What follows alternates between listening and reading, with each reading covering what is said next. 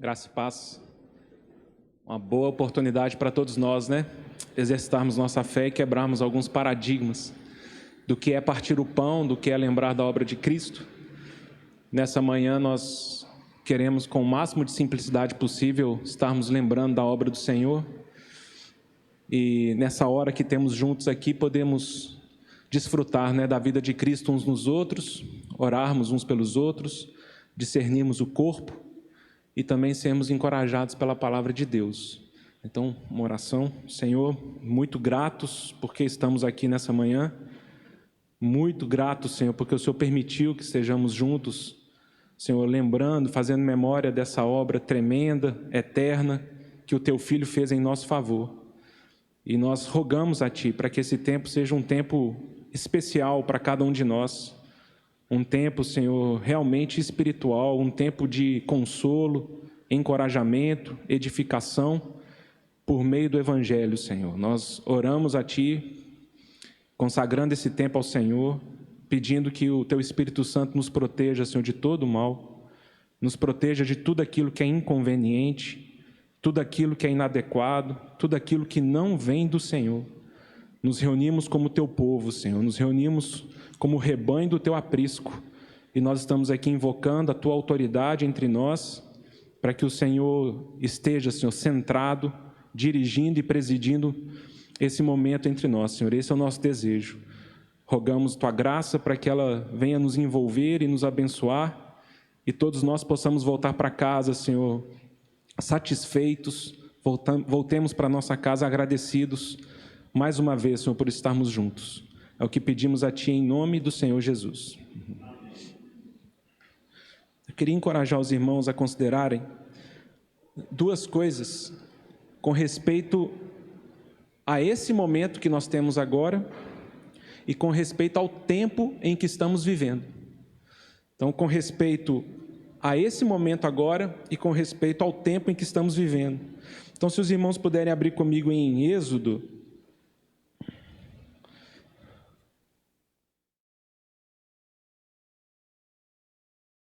nós não precisamos nem especular com respeito à Páscoa no Velho Testamento, o que ela tipificava, né? Porque quando chegamos no Novo Testamento, Paulo, por exemplo, em 1 Coríntios 5, diz claramente que o Senhor Jesus é o nosso Cordeiro Pascal. Então, mesmo que parecia ser um tipo muito claro, a própria Bíblia fala, para que ninguém tenha dúvida, a Páscoa do Velho Testamento aponta para a celebração da salvação que encontramos no Senhor Jesus por meio da obra do Cordeiro. E é interessante a gente perceber algumas ameaças que estão sobre nós. Se eu fosse colocar um título, eu estou muito sem criatividade, foi bom o Marcelo ter mostrado lá que não é tão fácil dar título para as mensagens, mas se eu fosse dar um título agora para essa mensagem, eu falaria assim, o Partir do Pão sob ataque. Né? Porque existem muitas influências espirituais e o Senhor precisa nos dar discernimento acerca dessas coisas, porque essas coisas elas tentam tirar aquilo que é central, aquilo que é importante da nossa fé. E aqui em Êxodo nós temos uma situação bem interessante, muitos irmãos já fizeram essa colocação, que quando o Senhor, Ele chama Moisés, e Moisés vai com Arão, e eles vão até Faraó, para falar, olha, o Deus desse povo que está escravizado, está te notificando, Faraó, esse povo vai sair, Deus já ordenou, esse povo pertence a Ele, e é um povo de Deus, e eles vão estar livres da sua tirania e da sua influência. Moisés e Arão, eles conversam com os anciãos de Israel, e eles falam isso. Os anciãos de Israel se alegram com essa notícia. Moisés e Arão falam, olha, Moisés dá esse testemunho, eu vi Yahvé por meio da sarça, e Yahvé me ordenou, e Yahvé tem comunicado, eu trarei liberdade, eu trarei libertação para o meu povo. E aí nós temos um aspecto interessante aqui em Êxodo 5, quando no versículo 5, depois que Moisés e Arão se apresentam diante de Faraó, e falam com Faraó, viemos em nome de Jeová, e o nosso Deus tem ordenado que esse povo que você tem escravizado é povo dele, e você, Faraó, precisa liberá-los. Então, no versículo 5 de Êxodo, diz assim: diz também Faraó: o povo da terra já é muito, e vós os distraís das suas tarefas. Naquele mesmo dia, pois, deu ordem Faraó aos seus superintendentes do povo e aos seus capatazes, dizendo: daqui em diante não torneis a dar palha ao povo para fazer tijolos, como era anteriormente. Eles mesmos que vão e ajuntem para si a palha, e exigireis deles a mesma conta de tijolos que antes faziam. Nada diminuireis dela. Estão ociosos e por isso clamam: vamos e sacrifiquemos ao nosso Deus. Aparentemente, aqui o tiro saiu pela culatra, né? Aqui, talvez o que os anciãos e o povo de Israel estavam esperando não aconteceu. Eles achavam ali que, naquele momento que o emissário de Yahvé chegou falando que Deus iria libertá-los, eles achavam então que estava tudo resolvido, Faraó iria, de uma forma bondosa, permitir que eles fossem embora, mas o que aconteceu naquele momento foi justamente o contrário. Faraó fala assim: olha, deixa eu falar uma coisa para vocês, eu não vou deixar o povo ir e eu vou apertar o cerco contra esse povo. Então a gente descobre nesse texto que o povo que era escravo no Egito, uma das tarefas que eles tinham eram fazer os tijolos, né, e fabricar esses tijolos para os egípcios.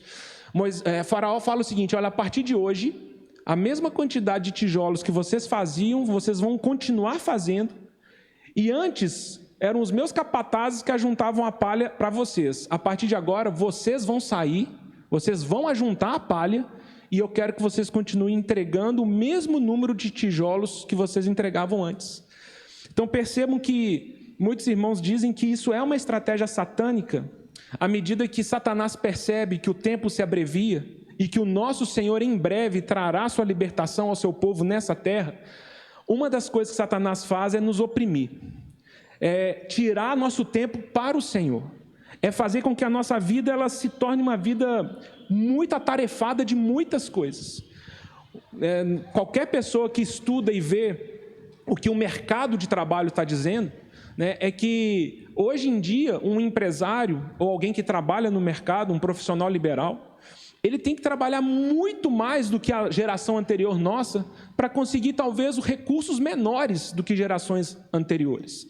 É como se no meio desse sistema financeiro dirigido por Satanás ele tem falado para o povo de Deus: vocês cada vez mais vão ter que ajuntar palha e fazer os tijolos. Vocês estão preocupados com a libertação? Vocês estão preocupados com adorar a Deus? Então eu vou fazer de tudo para que vocês esqueçam disso. E a nossa vida ela vai ficando pesada nessa terra. Só que esse é um sinal também de que a noite está acabando. Quanto mais difícil, mais sufocante for para nós termos uma vida cristã normal, mais é um sinal de que a noite está para terminar.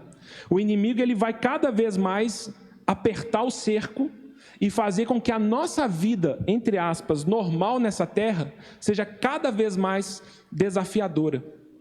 E aí Faraó, ele começa um processo, né? O Senhor começa a dar seus sinais, o Senhor começa a mostrar para Faraó e para o povo de Israel que ele iria libertar, e a gente conhece as pragas, né, do Egito. E Faraó, então, ele começa uma negociação com Moisés e Arão. E aqui, no capítulo 8 de Êxodo, o Senhor já tinha dado algumas pragas, Faraó ele começa a negociar. E aí me parece que é um importante encorajamento para nós, num momento exatamente como esse que nós estamos nos propondo. Versículo 25. Chamou Faraó a Moisés e a Arão e disse: ide, ofereceis sacrifícios ao vosso Deus nesta terra. Respondeu Moisés: não convém que façamos assim, porque ofereceríamos ao Senhor nosso Deus sacrifícios abomináveis aos egípcios. Eis que, se oferecermos tais sacrifícios perante os seus olhos, não nos apedrejarão eles? Temos de ir caminho de 3 dias ao deserto, e ali ofereceremos sacrifícios ao Senhor. Então disse Faraó: deixar-vos-ei ir para que ofereçais sacrifícios ao Senhor vosso Deus no deserto. Somente que, saindo, não vades muito longe. E eu acho interessante essa expressão aqui depois. Orai também por mim. Olha aqui, que coisa interessante isso. Faraó, na negociação com Moisés, fala assim, tá bom, vocês querem cultuar a Deus? Vocês querem, como a própria expressão na Bíblia fala, uma festa no deserto, uma mesa no deserto? Vocês querem cumprir a vontade de Deus? Então cumpram aqui no Egito. Para que vocês vão sair desse ambiente? Eu deixo vocês cumprirem. E Moisés fala assim, não, nós não podemos cumprir aqui, nós temos que sair. E Faraó fala assim, não, fiquem aqui pertinho de mim. E aí ele tem essa expressão, né, que quase que parece ser jocosa para nós. Faraó fala, olha, eu vou deixar vocês adorarem ao Deus de vocês no Egito. E se vocês fizerem isso sobre os meus domínios, eu até peço para vocês, orem por mim. Orem por mim. Porque o inimigo, ele sabe que todas as nossas situações espirituais, todos os nossos ajuntamentos, todas as vezes que nós ajoelhamos para orar, toda vez que pregamos o Evangelho, toda vez que alguém é batizado, toda vez que participamos dos elementos, isso necessita ter realidade espiritual.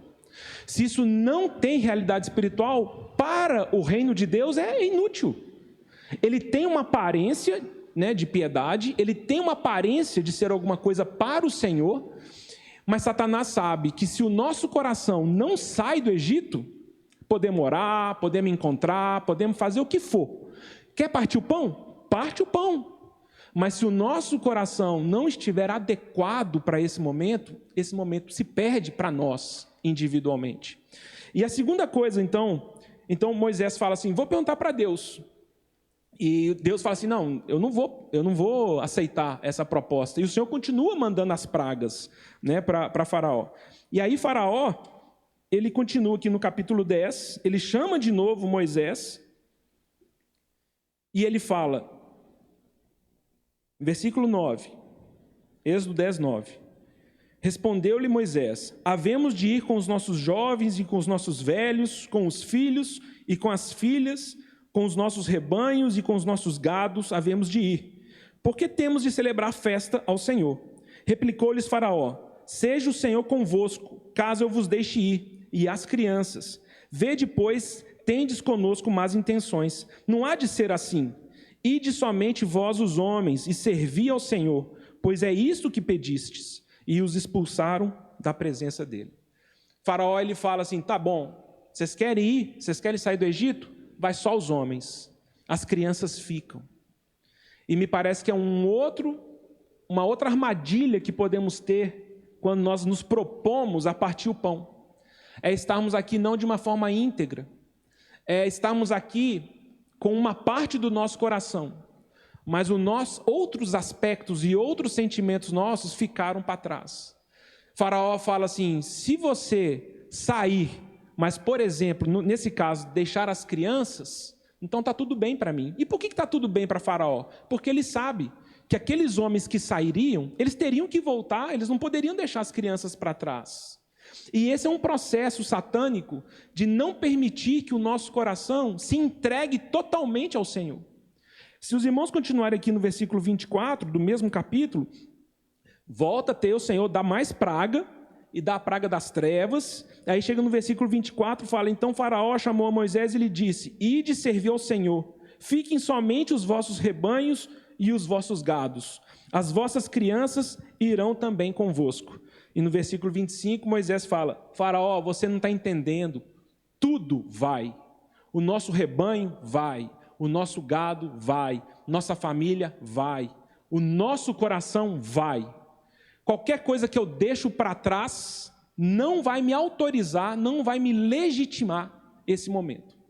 Então, me parece, não sei como os irmãos consideram, fica aí o encorajamento, que o desafio que temos num momento como esse, num momento difícil, num momento que a sociedade está dividida, num momento que estamos divididos no sentido de fé, de confiança, de entendimento, de interpretação, num momento que nós estamos tentando entender o que é possível, o que não é, o que é legal, o que não é, o que nós honramos ao Senhor e o que nós não honramos.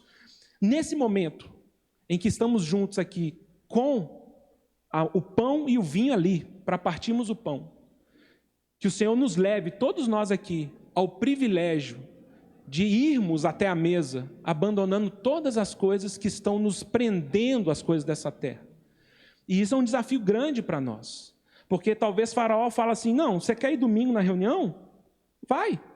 Mas seu coração ficou preso, você está com sentimentos divididos, você está com medo do futuro, você não quer abandonar e abrir mão do seu rebanho, do seu gado, da sua família.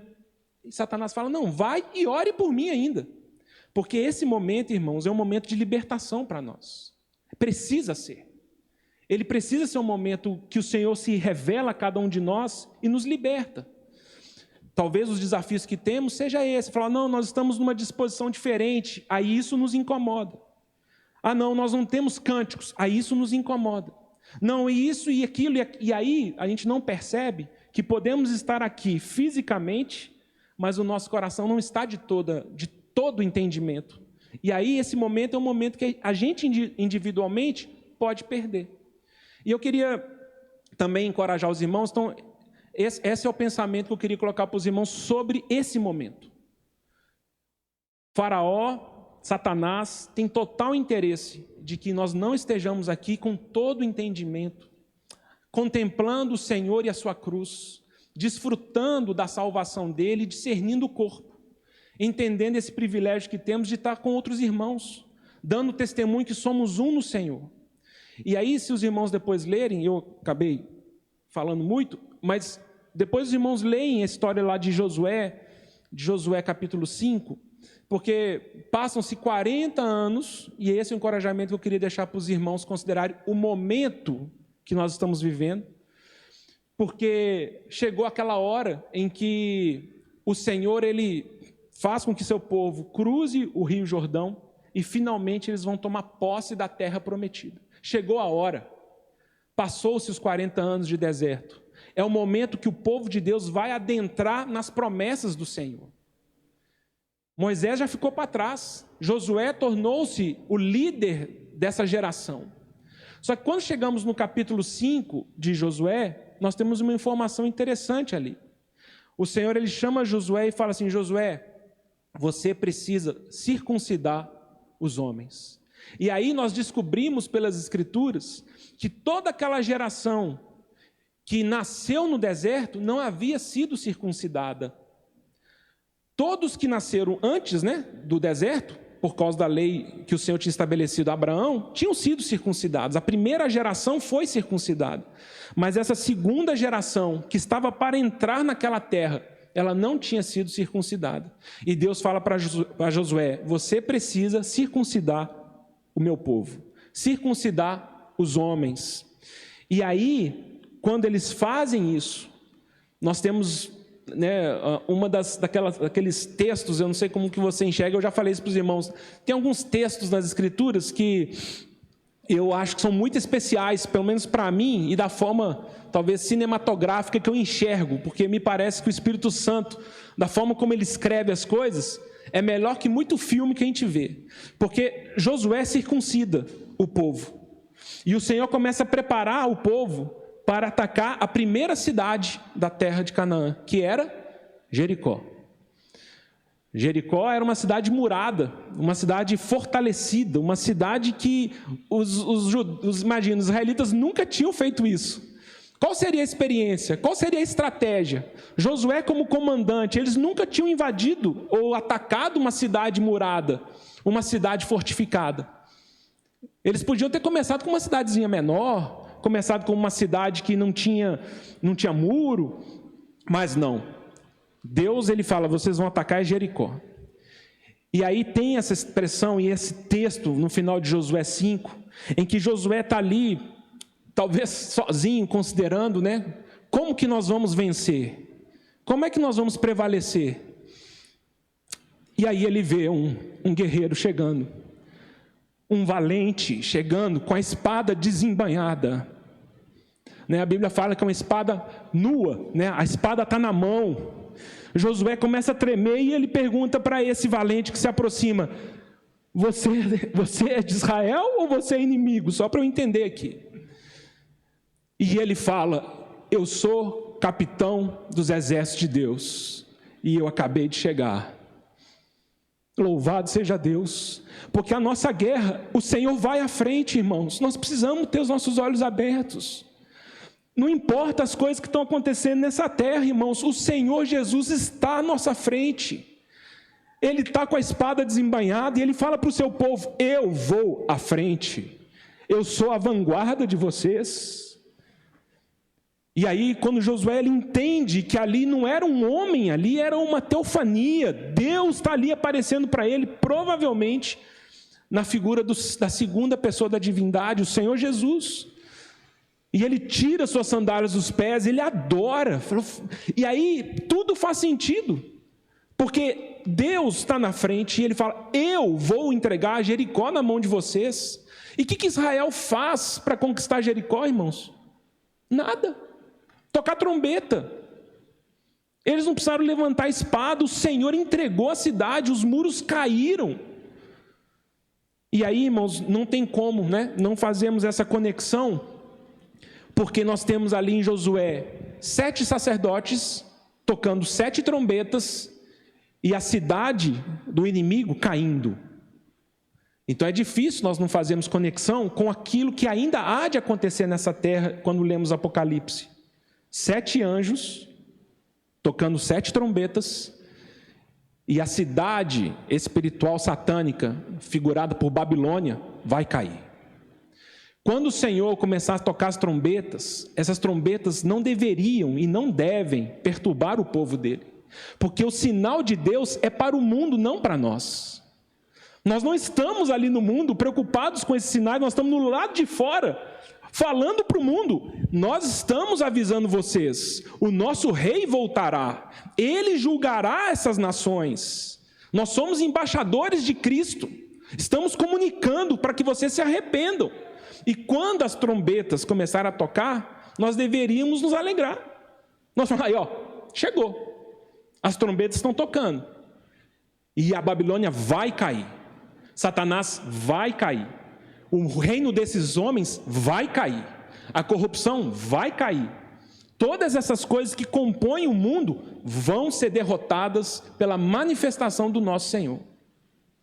Então nós temos esses desafios, porque nós estamos vivendo uma época que realmente ela é muito estranha, e o Senhor precisa aumentar a nossa fé. Irmãos, não dá para a gente continuar do mesmo jeito, não dá. Porque talvez já aconteceu isso com todos nós. Nós estamos em casa, ou estamos trabalhando, deu 3, 4 horas da tarde, o dia virou noite, não é? Escureceu o céu, aí a gente começa a ver aquele vento bater, as portas da casa batem, a gente vai e fecha as janelas, e aquele vento vem, e aí começa a dar uns trovões, e a gente fala: nu, e aí não chove, vocês já viram isso? Não caiu uma gota. Pode ser que isso esteja acontecendo agora. Pode ser que daqui a algum tempo o ciclo se fecha e a gente perceba que foi um movimento espiritual que aconteceu brutal, um movimento espiritual mundial, um movimento espiritual que não dá para termos dúvida que no efeito dominó dos propósitos do diabo, alguma coisa começou a descer, não tem como. Por quê? Porque é mundial. Na minha opinião, o último grande sinal que o Senhor tinha dado para nós foi há 72 anos atrás, com a restauração de Israel. Grande sinal para a igreja. Israel tornou-se uma nação novamente. Grande sinal. Só que nesses últimos 70 anos, irmãos, não há um sinal tão impactante para a sociedade mundial como esse que nós estamos vivendo nesse exato momento. Está todo mundo perplexo. As nações não sabem, não sei quantos irmãos viram. Eu vi ontem no jornal, a Europa já está temendo a 3ª onda. A França já vai fazer lockdown de 1 mês. Inglaterra, Itália, Espanha, eles já estão fazendo de novo lockdowns. Nós não sabemos, irmãos. Nós sabemos que o céu se escureceu, o vento está batendo no nosso rosto, e pode ser, irmãos, que comece a chover. E o Senhor precisa nos preparar para isso. Como o Marcelo falou semana passada, essas coisas não devem nos afastar de uma vida normal. O Senhor não tem nos ordenado agora a abrirmos mão das responsabilidades do nosso cotidiano. Vivei a vida comum do lar, mas aprenda a olhar para o céu, aprenda a ver os sinais. E um sinal como esse, irmãos, em que o planeta todo está sobre uma situação. Não dá para nós acharmos que espiritualmente alguma coisa foi desencadeada, não dá. Não dá para não acharmos que em alguma situação o Todo-Poderoso falou para espíritos, para principados e para potestades: podem ir, passeiem por todo o planeta, ceifem vidas, destruam a economia, gerem pânico, gerem medo, transformem e façam com que o propósito supremo de Deus, que consente com o propósito satânico, aconteça na terra. E nós precisamos confiar no Senhor. Se cada um de nós não enxergarmos o nosso Senhor Jesus como capitão do seu exército, capitão do seu povo, com a espada desembainhada à nossa frente, nós vamos ser tomados por sentimentos bem perigosos nesses dias.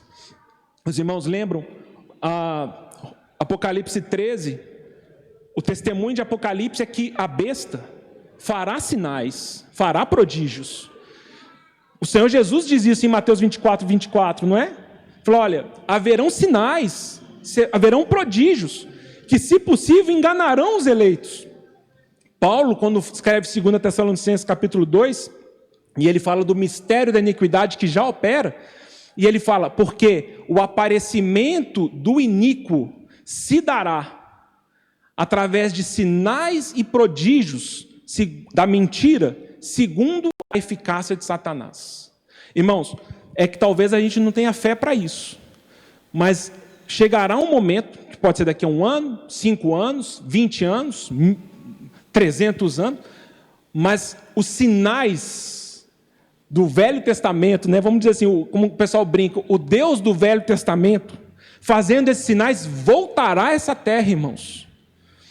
O que nós lemos aqui das 10 pragas, as trombetas que tocam para anunciar a disciplina divina, a história de Noé, ela volta a acontecer. O Senhor, Ele vai se movimentar.